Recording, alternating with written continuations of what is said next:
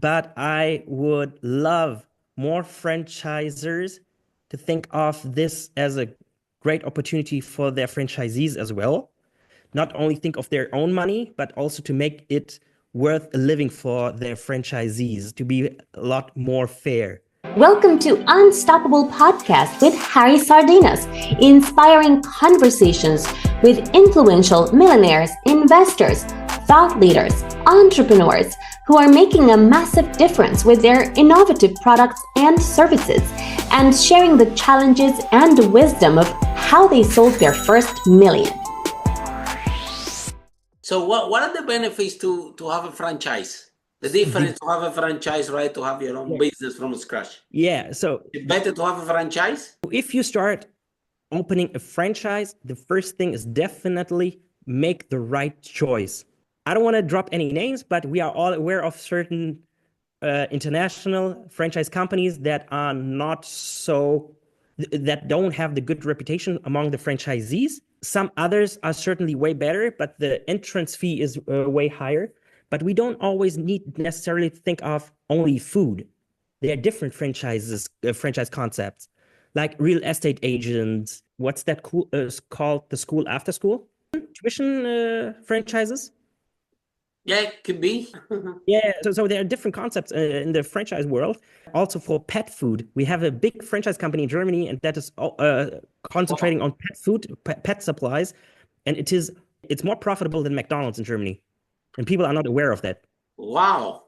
So this is the first thing: make the right choice. The second thing is, if you make the right choice, be aware that never get arrogant. It's not you solely that it makes your franchise company so successful. It is the franchise owner. They are so good at marketing.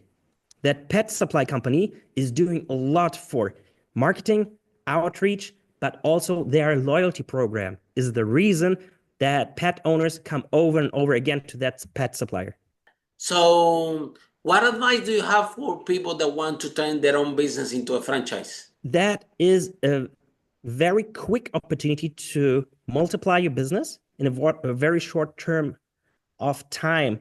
But I would love more franchisors to think of this as a great opportunity for their franchisees as well.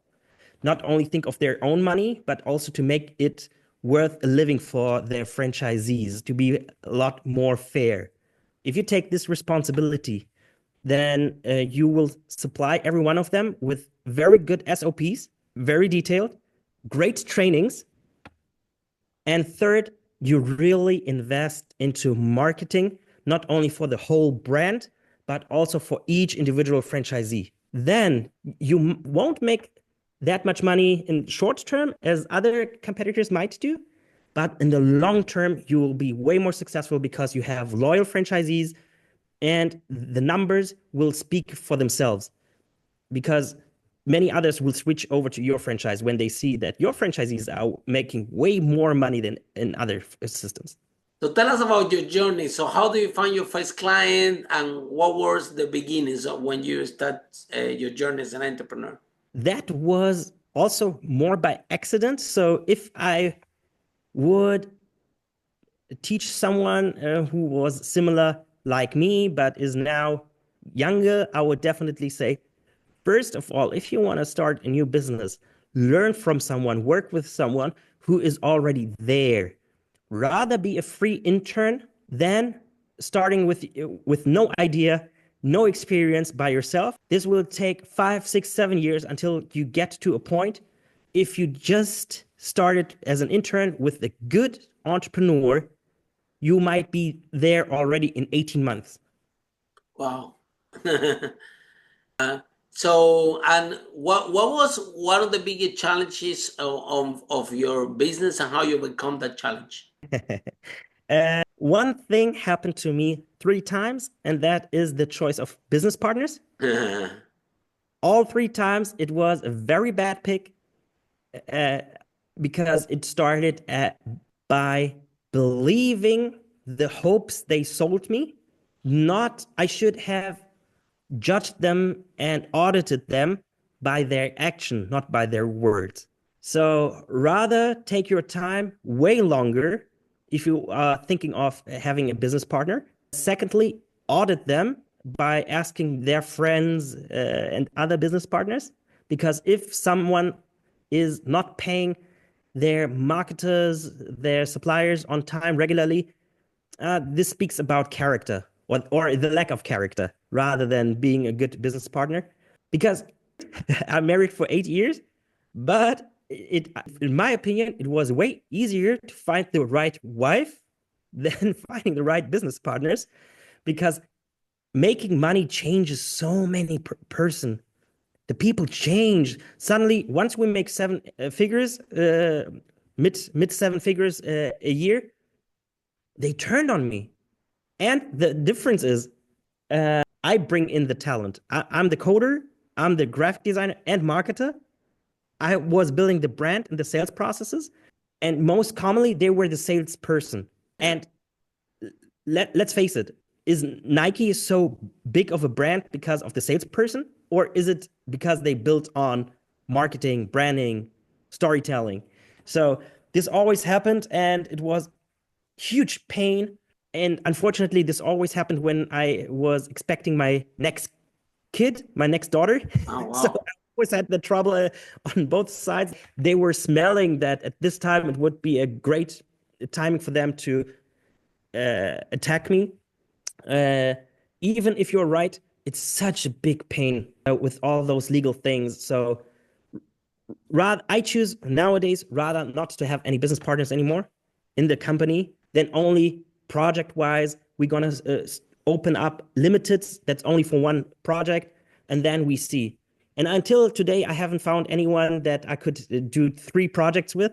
Maybe 3 projects, then I might ask him, come on, let's start a joint venture, or just, yeah, like a fusion of the companies. I think that finding a strategic partners, someone that have your same client base and they don't compete with you, could be something that's beneficial for the business, but it has to be this one, an strategic partner, what that create win-win situations. So, Have you found a good business partner? say again? Have you found a good business partner?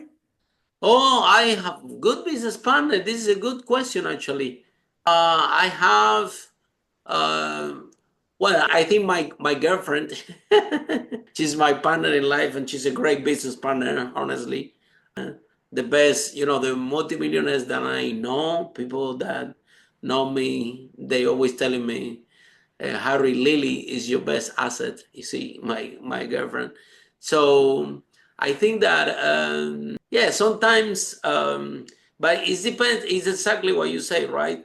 You have to see what people are able to do, yeah, because same like you, I have a lot of negative experience, yeah, in that space with other business partners, and it's difficult to articulate this win-win situation when exactly what you said, because when you're growing, people change. At the beginning is a lot of excitement, but I think as the results comes and you start to evaluate who's putting more energy and who's bringing the result, then the relationship tends to break. Yeah, no, and no. So unless you find someone that uh, is generally in love with your mission, your vision, your possibility, and want to support you and believe in you, it's gonna be difficult, because we entrepreneurs, we have this ego, right? And I think when ego goes in the way, then it's where all the partnerships break. So it has to. You don't need to be better than anyone. You just need to build something amazing together.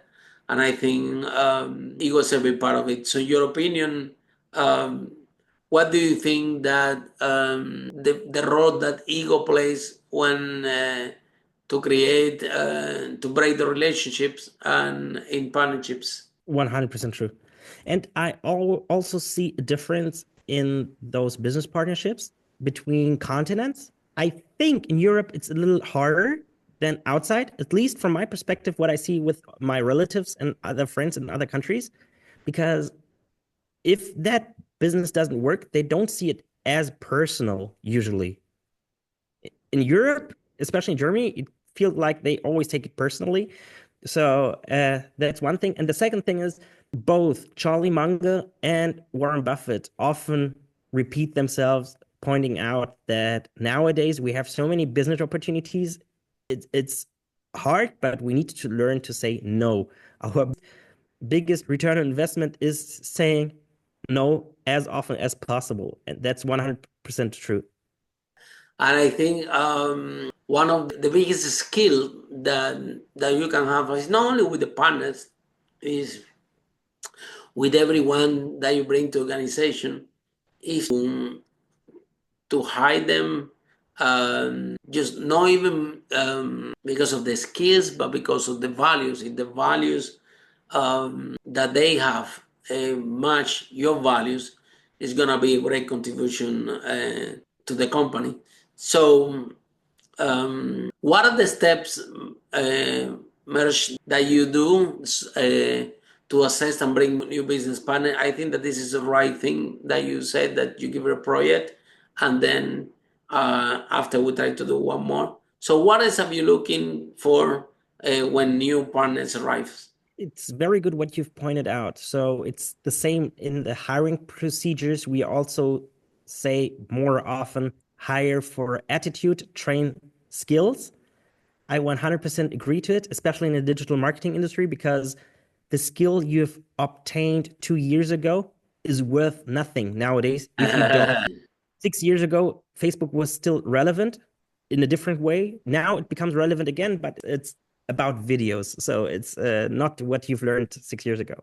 What we are now processing also among clients, because luckily we're in the position that we have more leads coming in and more people interested in our services than we can actually accept. That turns us into being more picky. And there is something that we've learned from game theory, and there are many scientists who have done experiments and got to the same conclusion all over the world. So game theory is luckily a science where many globally are working together. And they said one particularly thing is you will be more successful as an individual or as a business if you give more than you take, and you have a 2 or 3 chances rule. That means the others may take more from you 1 time, 2 times, and if they took more 3 times, then just remove them out of your network. Just do it by small steps. So usually when we get new clients, we also start with smaller contracts, 1 service, not 5 services at the same time, not holistic packages. We're just going to show them, look, we've proven you, we get results for you. Are you willing to go for the next step? So this is the first thing, baby steps. And the next thing is, in the game theory, it says tit for tat is the best solution. But now here comes, not only the 2-3 chances is important, but we as a human species evolve once we communicate about who got out of our network and who is good. This only works if you recognize the good people, good intentions, good skills in your network, and work together with them. You don't necessarily need to make business together, but at least communicate, look, this supplier is cheating on me, so there is a big chance that he might do it as well with you. Follow us for more interviews with the world's most influential, audacious entrepreneurs that overcame challenges and adversity, providing you with the blueprint of how they sold their first million so you can grow your business exponentially.